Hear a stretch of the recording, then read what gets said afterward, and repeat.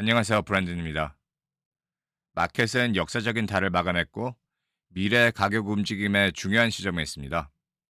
먼저 S&P 500 지수는 4월 한때 10% 이상 하락했지만 마이너스 0.76% 하락으로 달을 마감했습니다. 이게 얼마나 드문 일이냐 하면 지수가 한 달 안에 마이너스 10% 이상 하락했다가 마이너스 2% 이내로 마감한 것은 대공황 시기에만 있었던 일이었습니다. 대공황이 시작하기 바로 전에 한 번 있었고 대공황 기간 중에 3번 있었습니다. 또한 S&P 500 지수는 현재 9일 연속 상승 중인데요. 지수가 9일 이상 연속 상승한 것은 무려 21년 전에 2004년의 마지막이었습니다. 차트를 보시면은 연속 상승 이후 한 달 후에 마켓은 좋지도 않고 나쁘지도 않고 그냥 엇갈리는 결과를 보여줬죠. 현재처럼 주가가 200일 이동평균 이하에서 9일 연속 상승한 경우만 본다면 과거에 단 3번 있었고 특히 상승 이후 일주일 뒤에는 마켓이 하락하는 경향이 있었습니다. 이번 주 마켓은 어떻게 할지 모르는 모습으로 시작했는데요. 월요일에 S&P 500에 도지 캔들스틱이 생겼습니다. 도지 캔들은 시가와 종가가 거의 동일할 때 형성되고 도지 캔들은 시장의 방향성에 대한 불확실성을 나타내니까 현재 마켓이 관세에 대한 두려움을 보여주는데요. 그러나 마켓은 상승하기 시작했고 이런 불확실한 마켓에 주식을 매수해 나선 두 그룹이 있습니다. 첫 번째 그룹은 개미 투자자들인데요.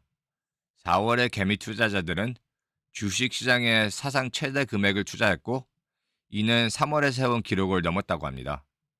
JP 모건에 따르면은 개미 투자자들은 4월에 약 400억 달러어치 주식을 매수했고 마켓이 하락할 때마다 개미 투자자들은 계속 매수하고 있다고 합니다.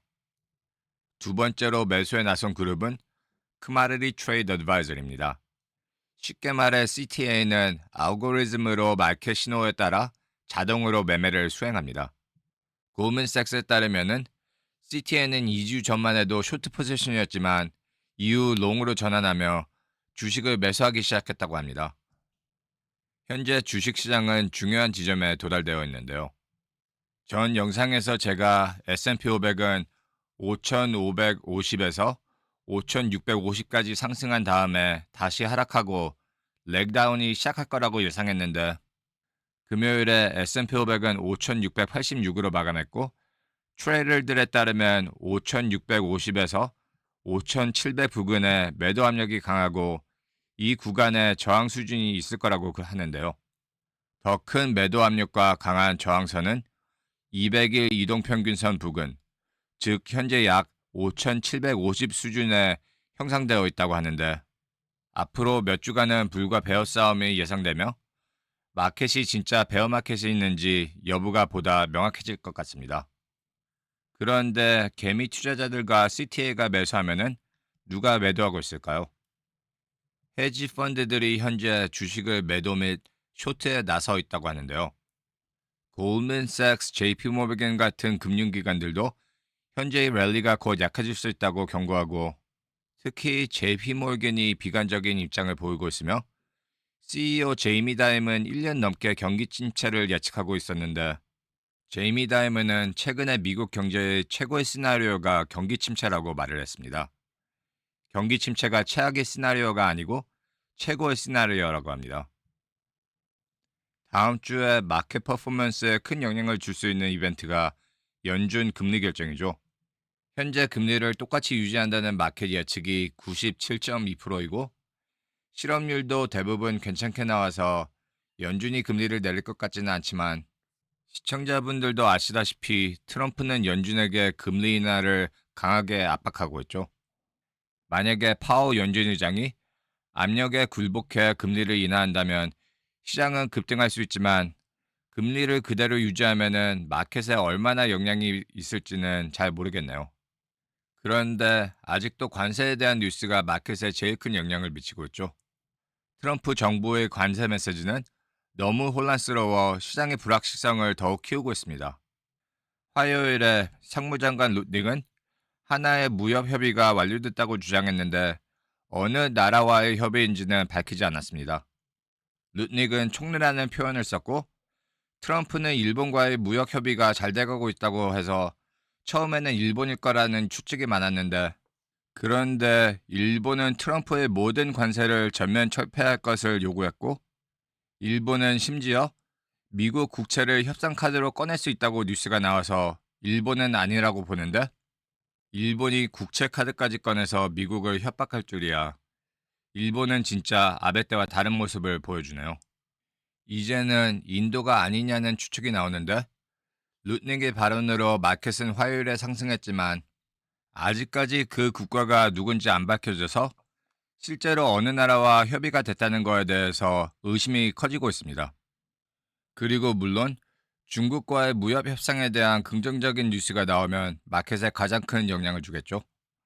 트럼프는 미국이 중국과 대화를 진행 중이며 곧 협의를 이룰 것이라고 주장해 오고 있는데, 그런데 갑자기 트럼프는 이란산 원유를 수입하는 나라는 제재하겠다고 발표했고 미국과 거래를 못하게 하겠다고 말을 했습니다. 중국은 이란 원유의 90% 이상을 수입하고 있기 때문에 이 발언은 사실상 중국을 겨냥한 것이나 마찬가지인데, 그래서 사람들은 정말 중국과 대화가 이루어지고 있는지, 트럼프가 진짜 협상을 원하는 것인지 혼란에 빠져 있습니다. 트럼프가 선거 때부터 말했다시피 목표는 소득세를 관세로 대체하는 것입니다. 트럼프는 다른 나라들이 무역에서 미국을 불공평하게 대하고 있어서 관세를 붙인다고 하지만 세금 인하를 시행하려면 관세를 시행해야 합니다. 트럼프가 관세율을 발표하기 전에 제가 3월에 트럼프는 소득세를 관세로 대체하고 싶어 한다는 이야기를 했죠. Maybe, our country was the strongest, believe it or not, from 1870 to 1913. You know why? It was all tariff-based. We had no income tax. Then in 1913, some genius came up with the idea of let's charge the people of our country, not foreign countries that are ripping off our country. And the country was never that kind of wealth. We had so much wealth, we didn't know what to do with our money. 이번 주에도 트럼프는 연소득 20만 달러 이하 국민들의 소득세를 없애고 이를 관세로 대체하겠다고 다시 언급했습니다. 이것 때문에도 지금 관세 협상에 대해서 혼란을 일으키고 있는데요. 현재 중국 외에 10% 관세가 적용되고 있고 전체 세입에서 관세는 2% 미만을 차지하고 있습니다. 그 말은 트럼프가 진짜로 소득세를 없애고 이것을 관세로 대체하려면 관세율이 현재 있는 10%보다 높아야 되고, 그러면 협상 중에 미국이 무엇을 줄지, 나라들과의 협상을 어떻게 할지 점점 조만간에 이루어질 것 같지가 않습니다. 트럼프가 진짜로 소득세를 관세로 대체할 계획이면은 다른 나라들과 아예 협상을 하고 싶은지 의심이 갑니다. 트럼프는 취임 100일을 마쳤으며 그의 첫 100일 지지율은 지난 80년간 가장 낮게 나왔는데요. 내년에는 중간 선거가 있고 최근 팍스 뉴스 여론조사에 따르면은 무당층 유권자들이 공화당에서 돌아서는 모습을 보여주고 있다고 하는데, 팍스 뉴스는 공화당 성향의 언론사이기 때문에 그들의 여론조사가 부정적이라면은 공화당 국회의원들에게는 심각한 상황입니다. 이로 인해 트럼프의 핵심 지지층 인사들도 트럼프 정부를 비판하기 시작했습니다. 대표적으로 트럼프 지지 성향이 강한 마조리 텔러 그린 의원은 트럼프 정부가 공약을 이행하지 못하고 있다고 비판했고, 제가 지난주 영상에서 중국산 제품에 대한 관세로 인해 매장에서 물품 부족 현상이 발생할 수 있다고 말씀드렸는데, 이제는 수입 간소로 인해 트럭 운송 산업이 올 여름에 대량 해고를 겪을 수 있다고 뉴스가 나오고, 트럭 운전사는 트럼프의 지지자 핵심인 백인 중상층 남성에게 가장 흔한 직업이라 지지자들의 비판이 점점 커질 것 같습니다. 제가 미국인들의 가계부채가 역사상 가장 높은 거에 대해서 얘기를 해봤는데 저축도 없어지고 있습니다. 최근 뉴스에 따르면 미국인의 4분의 1은 이제 식료품도 할부로 결제하고 있다고 하고, 5월 5일부터 트럼프 정부는 연체된 학자금 대출자에 대한 징수를 시작하며 이는 약 500만 명에게 영향을 미칠 거고, 미국 소비자들은 점점 더 큰 재정적 압박에 시달릴 것입니다. 관세는 저소득층에게 더 큰 타격을 줄 것으로 예상되며 그 영향은 아직 본격화되지도 않았습니다. 그런데 마켓은 이번 주에 마치 관세의 위험이 이미 끝난 것처럼 관세 발표 전 수준까지 회복됐는데요. 그래서 저를 포함해서 많은 사람들이 현재 랠리를 회의적으로 보고 있는데요. 미국 경제는 아직 관세에 대한 영향을 받지도 않았습니다. 관세 영향이 매장 선반에서 일자리까지 5월 중순에서 하반기 때부터 시작될 걸로 예측되고 있고, 영향의 데이터는 그 한 달 후에 나오기 시작할 겁니다. 지난 2주 동안 주가가 많이 상승했다고 관세에 대한 위험이 지났고 주식시장에 투자하기 좋은 시기라고 생각하시는 것은 제 생각에는 너무 이른 것 같습니다. 미국 주식시장이 베어마켓에 들어갔고 미국 경제가 경기 침체에 들어간다는 게 확실한 거는 아직 아닙니다.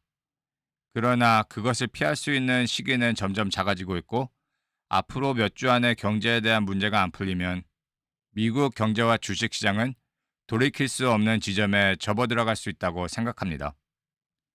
이 영상이 좋으셨다면 구독과 좋아요를 부탁드리고 지금까지 시청해주셔서 감사합니다.